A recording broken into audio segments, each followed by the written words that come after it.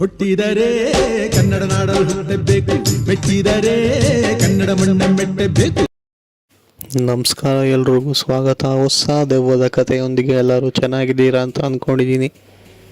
ಈ ಒಂದು ಘಟನೆ ನಡೆದಿರೋದು ಬಂದ್ಬಿಟ್ಟು ನೆಲಮಂಗಲದ ಸೋಲೂರು, ಅಂದರೆ ಕುಣಿಗಲ್ ಹೋಗೋ ದಾರಿಯಲ್ಲಿ ನೆಲಮಂಗಲ ಬೈಪಾಸ್ ಬಿಟ್ಟರೆ ಮುಂದೆ ಸಿಗುವಂತಹ ಊರೇ ಬಂದ್ಬಿಟ್ಟು ಸೋಲೂರು ಅಂತ ಹೇಳಿ. ಇದು ಆಲ್ಮೋಸ್ಟ್ ಯಾರ್ಯಾರು ಕುಣಿಗಲ್ ಸೈಡ್ ಇದ್ದೀರಾ ಅಥವಾ ಯಾರ್ಯಾರು ಕುಣಿಗಲ್ ಕಡೆ ಹೋಗ್ತೀರಾ ಅಥವಾ ಯಾರ್ಯಾರು ಈ ಮಂಗಳೂರು ಹೈವೇನ ತೊಗೊಬೇಕಂದ್ರೆ ನೆಲಮಂಗಲದಿಂದ ಕೆಳಗಡೆ ಲೆಫ್ಟ್ ತೊಗೊಂಡು ಹೋಗ್ತೀರಾ ಅವ್ರಿಗೆಲ್ರಿಗೂ ಕೂಡ ಗೊತ್ತೇ ಇರುತ್ತೆ ಒಂದು ಊರು.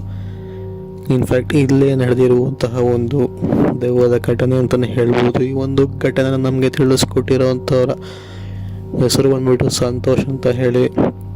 ಮೂಲತಃ ಇವರು ಸೋಲೂರಿಂದ ಒಳಗಡೆ ಅಂದರೆ ಒಂಚೂರು ಮುಂದೆ ಹೋಗಿ ಮತ್ತೆ ಯೂ ಟರ್ನ್ ಮಾಡ್ಕೊಂಬಂದರೆ ರೈಟ್, ಅಂದರೆ ಸೋಲೂರು ಸಿಗೋದು ನಿಮಗೆ ಆ ಫ್ಲೈಓವರ್ ಮುಂದೆ ಹೋಗ್ತಾ ಇರ್ತಿಲ್ಲ, ಅಲ್ಲಿಂದ ಮುಂದೆ ಹೋದರೆ ಲೆಫ್ಟ್ಗೆ ಒಂದು ಯೂ ಟರ್ನ್ ಸಿಗುತ್ತೆ. ಅಲ್ಲಿ ಯೂ ಟರ್ನ್ನ ತೊಗೊಂಡು ರೈಟ್ಗೆ ಹೋದರೆ ನಿಮಗೆ ಸಿಗುವಂತಹ ಒಂದು ಊರೇ ಆ ಒಂದು ಮಾಲ್ತಿಪುರ ಅಂತ ಹೇಳಿ ಸಿಗುತ್ತೆ. ಯಾರ್ಯಾರು ಅಲ್ಲಿ ನೋಡಿದ್ದೀರಂತ ಗೊತ್ತಿಲ್ಲ, ಬಟ್ ಆದರೂ ಮಾಲ್ತಿಪುರ ಅಂತ ಒಂದು ಊರು ಸಿಗೋವಂಥದ್ದು. ಇದು ಆ್ಯಕ್ಚುಲಿ ಸೋಲೂರಿಗೇ ಹತ್ತಿರ ಇರುವಂತಹ ಒಂದು ಊರು. ಸೊ ಇಲ್ಲೇ ಸಂತೋಷ್ ಅವರು ಹಾಗೆ ಅವರ ಫ್ರೆಂಡ್ಸ್ ಎಲ್ಲರೂ ಕೂಡ ಆ ಒಂದು ಸೋಲೂರಿಂದ ಹೇಳಿ ಯೂ ಟರ್ನ್ ಮಾಡಿಕೊಂಡು ರೈಟ್ ಸೈಡ್ ಮಾಲ್ತಿಪುರ ಅಂತ ಹೇಳ್ತಲ್ಲ ಆ ಒಂದು ಊರಿಗೆ ಕಾರಲ್ಲಿ ಹೋಗಬೇಕಾದ್ರೆ ಆಗಿರುವಂತಹ ಘಟನೆ.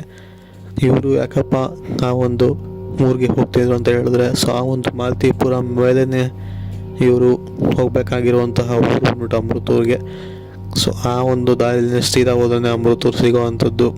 ಸೊ ಆದ ಕಾರಣ ಇವರು ಆ ದಾರಿನ ಹಿಡ್ಕೊಂಡು ಹೋಗ್ತಿರ್ತಾರೆ.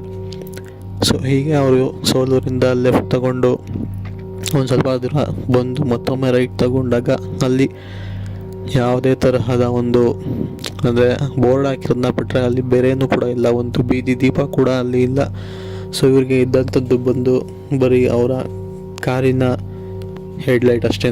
ಇವರು ಮತ್ತು ಇವರೊಟ್ಟಿಗೆ 3 ಜನ ಸ್ನೇಹಿತರು ಕೂಡ ಇರ್ತಾರೆ. ಆದ ಕಾರಣ ಇವರು ರೈಟ್ ತಗೊಂಡು ಗಾಡಿನ ಅಲ್ಲೇ ನಿಲ್ಲಿಸ್ಬಿಟ್ಟು ಇಲ್ಲಿಂದ ಒಂದೇ ರೋಡಲ್ಲ ಬಿಡು ಊರು ಸಿಕ್ಬಿಡುತ್ತೆ ಅಂತ ಹೇಳಿ ನಂತರ ಅವ್ರು ತಗೊಂಡಿದ್ರಲ್ಲ ಅಂದರೆ ಎಣ್ಣೆ ಹಾಗೆ ಚಿಪ್ಸು ಸಿಗರೇಟ್ ಎಲ್ಲನೂ ಕೂಡ ತೊಗೊಂಡಿರ್ತಾರೆ. ಆ ಕಾರ್ನ ಅಲ್ಲೇ ನಿಲ್ಲಿಸ್ಬಿಟ್ಟು ಟರ್ನಿಂಗಲ್ಲಿ ಲೈಟ್ ಗೈಟೆಲ್ಲ ಏನೂ ಇಲ್ಲದೆ ಇದ್ದಿದ್ದ ಕಾರಣ ಅಲ್ಲೇ ಕೂಡ ಎಲ್ಲನೂ ಮುಗಿಸ್ಕೊಂಡು ನಂತರ ಆ ಒಂದು ಬಾಟ್ಲುಗಳು ಹಾಗೆ ಸಿಗರೇಟ್ ಪ್ಯಾಕ್ನೆಲ್ಲ ಒಂದು ಕವರ್ ಕಟ್ಬಿಟ್ಟು ಆಚೆ ಕಡೆ ಬಂದು ಆ ಒಂದು ದಾರಿಯಲ್ಲಿನೇ ಇಟ್ಬಿಟ್ಟು, ಅಂದರೆ ಒಂದು ಸ್ವಲ್ಪ ದಾರಿಯಿಂದ ಆ ಒಂದು ಮೂಲೆ ಫುಟ್ಪಾತ್ ಥರ ಇರುತ್ತಲ್ಲ, ಸೊ ಫುಟ್ಪಾತ್ ಅನ್ನೋದಕ್ಕಿಂತ ಅದು ಥರ ಆ ಕಡೆ ಈ ಕಡೆ ಕಾಡು ಥರ ಗಿಡ ಎಲ್ಲ ಗಿಡಗಳೆಲ್ಲ ಬೆಳ್ಕೊಂಡಿರುವಂತಹ ಒಂದು ಜಾಗ. ಸೊ ಅಲ್ಲಿಗೆ ಎಸೆದ್ಬಿಟ್ಟು ಬರ್ತಾರೆ. ಬಂದಾದಮೇಲೆ ಅವ್ರಿಗೆ ಸಡನ್ನಾಗಿ ಕಾರ್ ಒಳಗಡೆ ಬಂದು ಕೂತ್ಕೊಂಡು ಕಾರ್ನ ಸ್ಟಾರ್ಟ್ ಮಾಡೋದು ಪ್ರಯತ್ನ ಪಡ್ತಾರೆ. ಸದ್ಯಕ್ಕೆ ಕಾರ್ ಸ್ಟಾರ್ಟ್ ಆಗ್ತಿರೋದಿಲ್ಲ. ಇಲ್ಲಿವರೆಗೂ ಚೆನ್ನಾಗಿ ಬಂದಂತಹ ಕಾರ್ ಇವಾಗ ಏನಾಯಿತು ಅಂತ ಹೇಳಿ ಇವರು ಕೂಡ ಆಚೆ ಕಡೆ ಹೋಗಿ ಟಾರ್ಚ್ ಹಾಕಿ ಮಾಡಿಕೊಂಡು ನೋಡ್ತಾರೆ. ಅಷ್ಟಾಗೇನೂ ಕೂಡ ಗೊತ್ತಾಗೋದಿಲ್ಲ. ಬಿಡು ಏನೋ ಇರ್ಬೋದೇನೋ, ಬಂದು ಒಂದು ಸ್ವಲ್ಪ ಗಾಡಿನ ಸ್ಟಾರ್ಟ್ ಮಾಡಿದ್ರೆ ಆಗ್ಬೋದು ಅಂತ ಹೇಳಿ ಬಂದು ಕೂತ್ಕೊಂಡು ಗಾಡಿನ ಸ್ಟಾರ್ಟ್ ಮಾಡೋದಕ್ಕೆ ಪ್ರಯತ್ನ ಪಡ್ತಾರೆ. ಇಲ್ಲಿ ಗಮನಿಸಬೇಕಾಗಿರುವಂತಹ ವಿಷಯ ಒಂದೇ, ಸಂತೋಷ್ ಜೊತೆ ಇದ್ದಿದ್ದು ಕೇವಲ 3 ಜನ ಸ್ನೇಹಿತರಷ್ಟೇ. ಸಂತೋಷ್ನ ಲೆಕ್ಕ ಹಾಕಿದ್ರೆ 4 ಜನ ಅಷ್ಟೇ. ಬಟ್ ಈಗ ಕಾರಲ್ಲಿ ಕೂತಿದಂಥದ್ದು ಬಂದ್ಬಿಟ್ಟು 5 ಜನ. ಅಂದರೆ ಆ ಒಂದು ವ್ಯಕ್ತಿ ಯಾರು ಅಂತಲೇ ಯಾರಿಗೂ ಕೂಡ ಗೊತ್ತಿರೋದಿಲ್ಲ. ಇದಕ್ಕೆ ಬಂದು ಕಾರ್ ಒಳಗಡೆ ಯಾಕೆ ಕೂತ್ಕೊಂಡ್ರು ಅಂತಲೂ ಗೊತ್ತಿರೋದಿಲ್ಲ, ಯಾರು ಕೂಡ ಅಷ್ಟಾಗಿ ಗಮನಿಸೂ ಇರೋದಿಲ್ಲ. ಇದು ಆಶ್ಚರ್ಯ ಆಗುವಂತಹ ವಿಷಯ. ಕಾರಲ್ಲಿ ಬಂದಿರೋದು 4 ಜನ, ಆಲ್ಮೋಸ್ಟ್ ಎಲ್ರಿಗೂ ಕೂಡ ಗೊತ್ತೇ ಇರುತ್ತೆ. ಈಗ 5ನೇ ಎಲ್ಲಿಂದ ಬಂತ ಅಂತ ಹೇಳಿ ಸಾಮಾನ್ಯವಾಗಿ ಬೇರೆ ಯಾರೇ ಆದ್ರೂ ಕೂಡ ಅಥವಾ ನಾವೇ ಆದರೂ ಕೂಡ ಗಮನಿಸ್ಬಿಟ್ಟು ನೀವು ಯಾರು ಅಂತ ಕೇಳ್ತೀವಿ. ಬಟ್ ಆ ಸಮಯದಲ್ಲಿ ಅವ್ರು ಯಾರೂ ಕೂಡ 5ನೇ ವ್ಯಕ್ತಿನ ಗಮನಿಸೇ ಇರೋದಿಲ್ಲ.